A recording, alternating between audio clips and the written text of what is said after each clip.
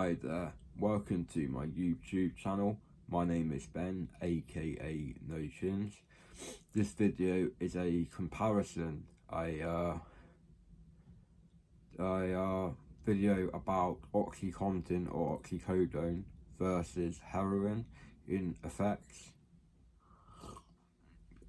and what they look like, etc. Basically, heroin in the UK it is a brown powder which you can either sniff up your nose using a straw or rolled up bit of paper or a note. You can smoke it in a roll up, in a crack pipe, or most usually on tin foil,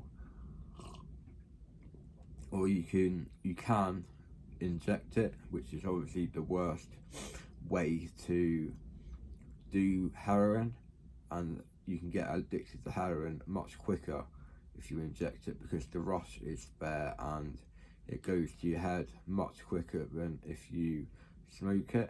It's an instant hit,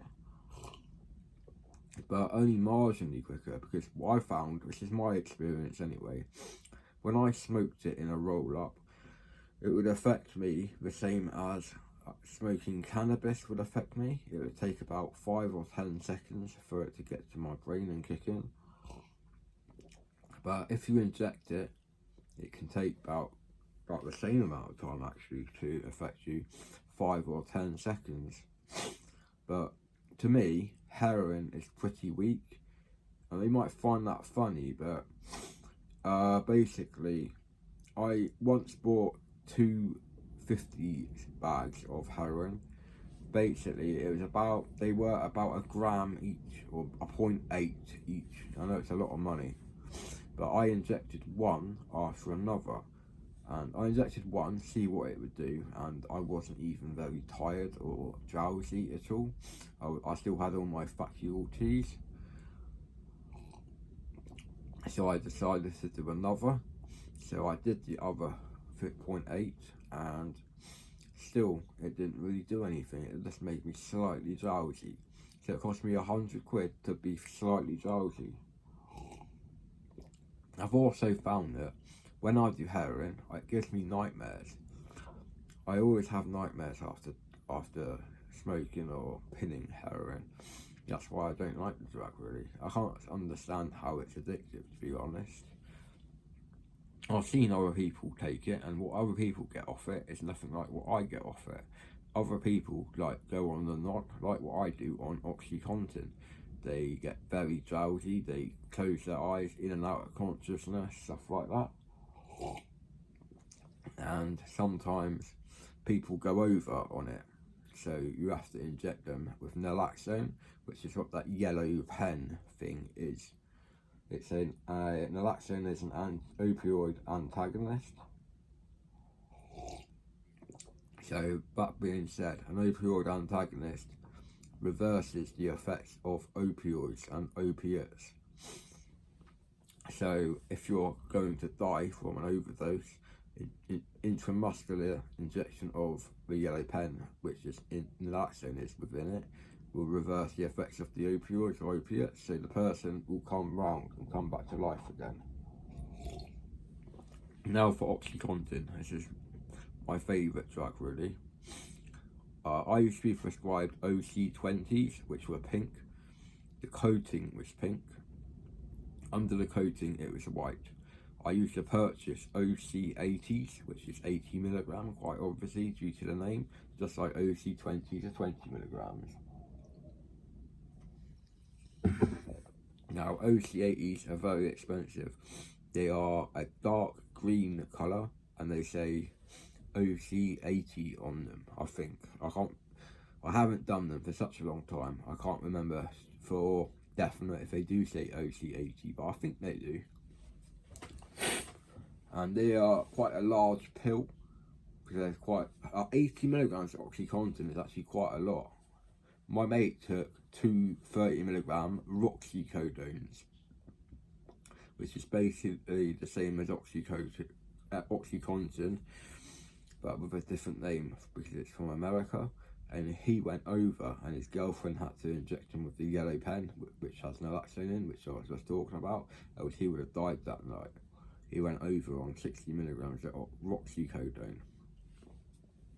I was prescribed 60 milligrams of OxyContin, which is the same basically.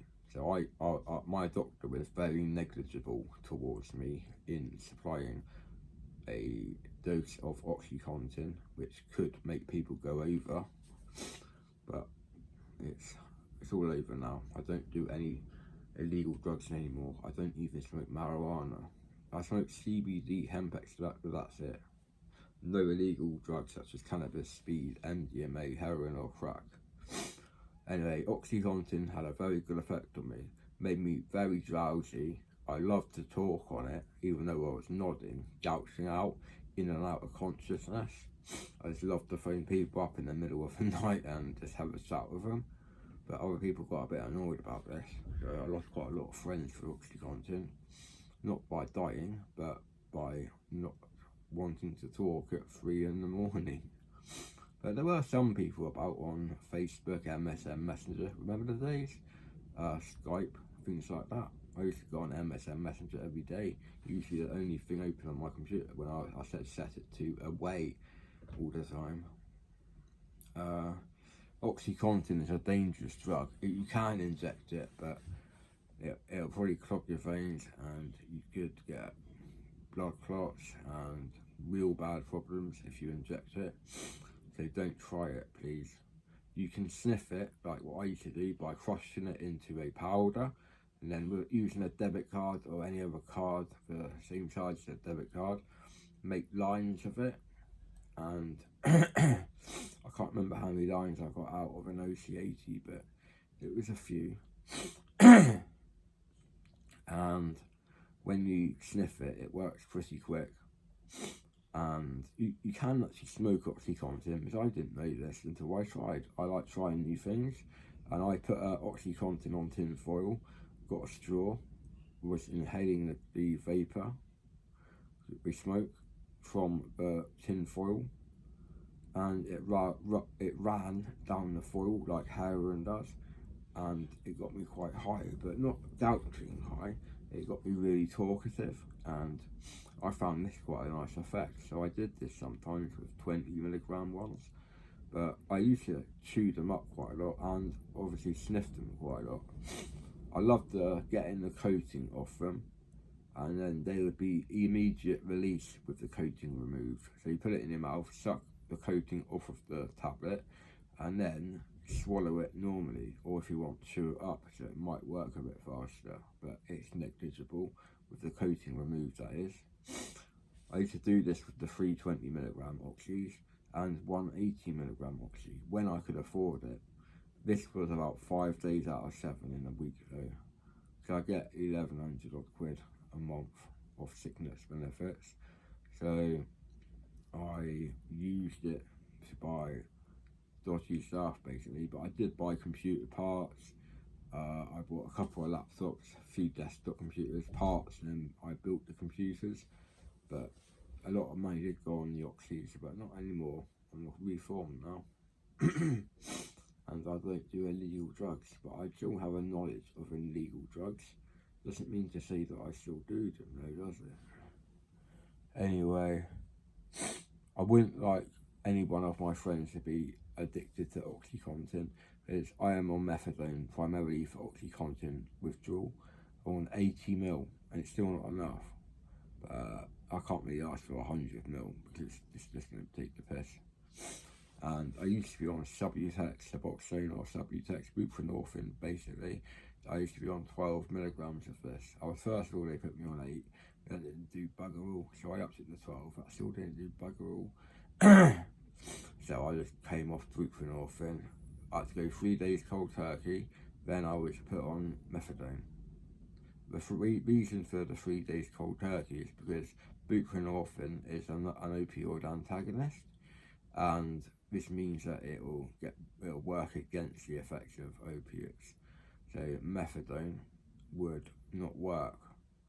If I took methadone whilst on buprenorphine, I would have a big withdrawal of effects. I'd go into withdrawal, and it would be very painful, and it would hurt a lot. My brain would, I'd have a massive headache and I'll be sweating and stuff, because that's why you have to go 3 days clean off buprenorphine before starting a drug like methadone, or morphine for that matter, or OxyContin for that matter, any opioid or opiate.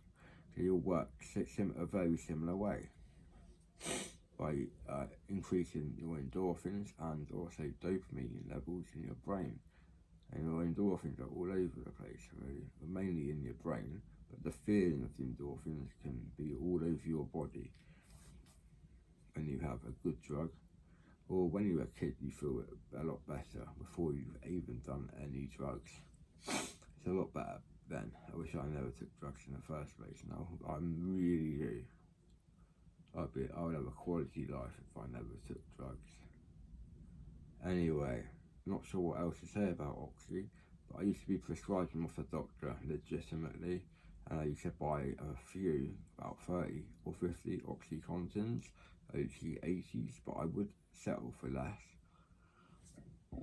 If it came to it, I'd buy some 20s for less money, but most of the time I would be able to source 80s. If it wasn't from my main guy, it would be from the second guy, and this worked well. I was doing this for about 3 or 4 years, and it just got so addictive. Every night, when my parents went to bed and I was still living with them then, I would do all of the Oxys, loads of Valium, like 20 or 30 blues at a time, and I'd be wrecked, absolutely out of my head. If I did the same amount today with no tolerance, I'd be dead tonight. Because I've got no tolerance to opiates other than methadone tolerance, but I don't know really. Maybe the methadone tolerance would stop OxyContin doing as much. It would just put me in withdrawal mode probably. Although methadone isn't an opioid antagonist, it is an antagonist, so it wouldn't work against the effects of opioids. And methadone used to be known as a partial antagonist, but it's not at all. It's just a substitute drug for opioids and opiates such as heroin, OxyContin, etc. I'd like to leave this video here, so thank you for watching. Please give me a thumbs up if you like this video, and also comment below if you have any questions you'd like to ask me, and also please share this video, and remember, keep smiling everyone, please. Cheers.